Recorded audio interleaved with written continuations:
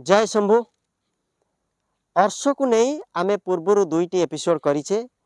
आपण ही दुई दुई एपिसोड रे दुई दुईटी आसन ता सहित खाद्य अखाद्य विषय मध्ये जानिचंती। आपण निश्चित यही सबू आसन सहित जो जीवन शैली टिप्स मानी थिबे। आज से अर्श को नहीं बा मलद्वार जनित जेकोसी समस्या रहिला से संबंधी आउ एक जोग प्रक्रिया जानिबा। यही प्रक्रिया नाम होउची कौआ चलासन। तेबे कौआ चलासन किपरि करा जाए आसंतु तार टिप्स जानिबा। यही प्रक्रियाटीर नाम हैला कौआ चलासन। यही भली काउ भली धीरे धीरे चलिबाकू होइथाय। तेबे यही प्रक्रिया करिबाकू हेले प्रथमे दुई पाद को छड़ा करी नितंब को गोईठी उपरे रखी ठुंका होई बसिबाकू पड़े। पापुली को दुई आंठू उपरे रखिबाकू होइथाय।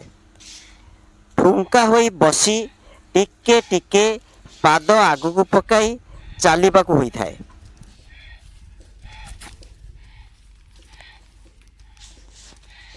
आंठू को बंका रखिब जेपरी नितंब गोईठी पाखरु खसी न जाए। पाद आंगुठी एवं गोईठी रे प्रभाव पकाई कष्ट लागिला भली धीरे धीरे आगू को चलिबाकू होइथाय। गोटिए पाद आगू को बढ़िला बेले विपरीत आंठू को भूई आड़कू लिया जाए।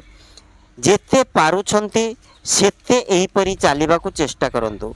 दिन को 50-100 हेले भी किछि असुविधा नाही। अधिक चली दिबा द्वारा टिके गोड़ उपरे प्रभाव पड़ी थाए। तेणु तापरे शवासन टिके विश्राम नियंतु गोड़ सामान्य बा साधारण अवस्था को आसीबा पर्यंत।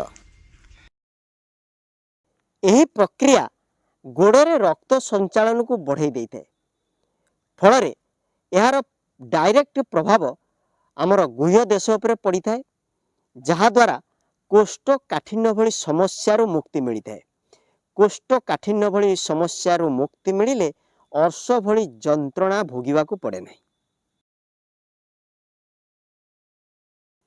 जेउ मानकर आंठू बड़ागंठी एवं पाद आंगुठी रे कोनोसी समस्या थिबो बा इंजुर्ड होइथबो बा भांगी जाइथबो, तेबे सेमाने एही प्रक्रिया को करिबारु दूरे रहिबे।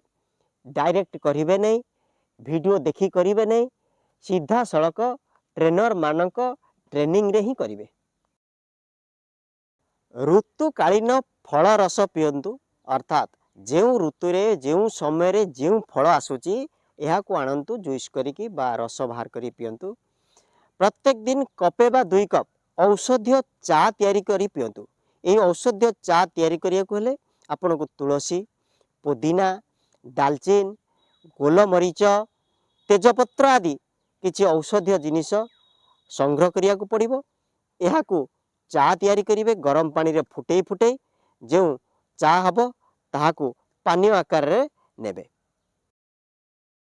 सबुठारु गुरुत्वपूर्ण कथा हला राति 7टा परे केबे भी कोनोसी प्रकार खाद्य ग्रहण करंतु नै। माइंड को मेकअप करंतु। सबु खाद्य डिनर लास्ट खाद्य जहाँ को कहते 7टा पूर्वर शेष करने। आउ एक गुरुत्वपूर्ण कथा पानी पीबार टेक्निक। घंटाए पूर्वर बा घंटाए परे पानी पीबा चेष्टा करंतु। ता मझिरे केबे हेले पानी पियंतु नहीं।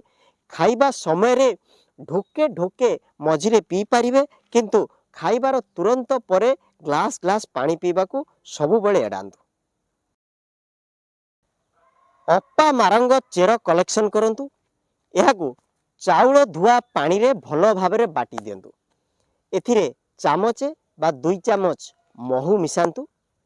प्रत्येक दिन पाने बा 2 पान करिकी 10-12 दिन बा 15 दिन खाइबार अभ्यास करंतु। एही अभ्यास जारी रहिबा द्वारा किछि दिन परे अर्श रक्त पड़िबा बंद हो जाए। अर्श को नहीं आपण जो जो टिप्स गुड़िक आज जानिले, एही वीडियो रे जानिले ताहाको अनुसरण करंतु। निज निज जीवन शैली रे शामिल करांतु। जदि आपण एही अर्श संबंधी जो वीडियो पूर्व पड़ी ताहाको देखि नांती, तेबे चैनल भितर को प्रवेश करी से सबु वीडियो गुड़िक देखि नियंतु। कहीं ना ए सबुଗୁଡ଼ିକୁ कम्बाइंड आपको करने को पड़ो गोटे गोटे आसन प्रत्येक दिन अभ्यास करा पड़ो गोटे भिडियो रे सब गुड़िक न हो पार आम गोटे गोटे छोट छोट भिडियो मध्यम करुचु आप सब भिडियो गुड़ाक देखु आ सब भिडियो रे जो जो टिप्स बा आसन खाद्य अखाद्य विषय कहुच्छी भल भाव शुणु आउ निज निज जीवन शैली सामिल करातु जदि भावुवे यही भिडियो द्वारा अन्य माने मध्य उपकृत हुंतु आपणकर सांग साथी बंधु बांधव से भिडियो को शेयर करंतु आउ सबुठु बड़ कथा है यही चैनल टी को प्रथमे सब्सक्राइब करंतु कारण सब्सक्राइब करने द्वारा आमे यही अश संबंधी बा अन्यान्य रोग को नहीं जो जो भिडियो पकाउछु यही पोस्ट करुचु चैनल ले से संबंधी लिंक टी आपण पाखक चलीज आपण जानवे जे आपणकर समस्या सहित जड़ित किसी गोटे उपकार आम पाखक पलि आसला तेणुक चैनल को सब्सक्राइब प्रथमे करनियंतु। जय शंभु।